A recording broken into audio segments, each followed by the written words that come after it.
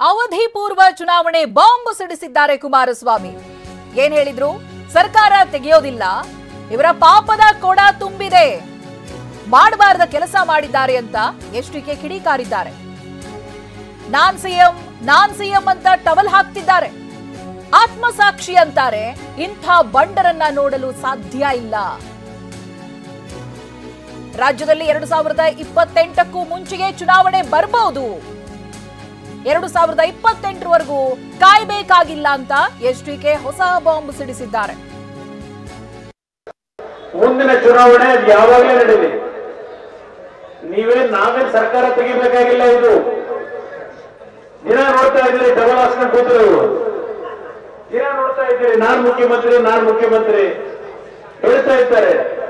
ಇವರ ಪಾಪದ ಕೂಡ ತುಂಬಿದೆ, ಈ ಪಾಪದ ಕೂಡ ಏನು ತುಂಬಿದೆ, ಮಾಡಬಾರದು ಮಾಡಿದ್ದಾರೆ. ಅವ್ರು ಹೇಳಿದ್ದಾರಲ್ಲ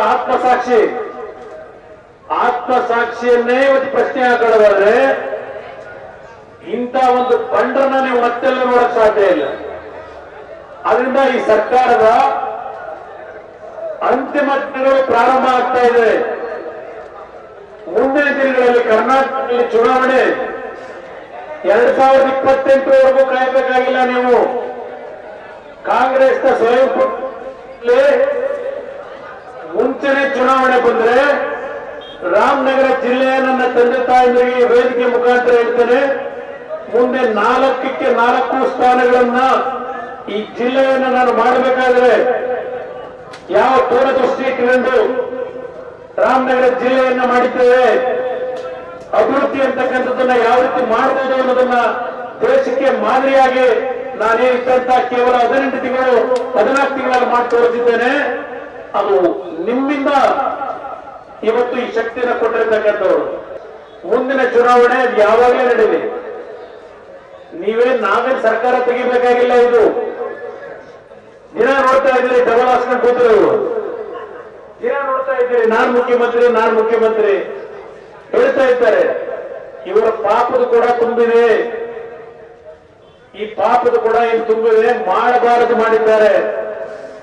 ಅವ್ರು ಹೇಳಿದ್ದಾರಲ್ಲ ಆತ್ಮಸಾಕ್ಷಿಯನ್ನೇ ಇವತ್ತು ಪ್ರಶ್ನೆ ಹಾಕೊಳ್ಳೋದಾದ್ರೆ ಇಂಥ ಒಂದು ಬಂಡರನ್ನ ನೀವು ಮತ್ತೆಲ್ಲ ನೋಡಕ್ ಸಾಧ್ಯ ಇಲ್ಲ. ಅದರಿಂದ ಈ ಸರ್ಕಾರದ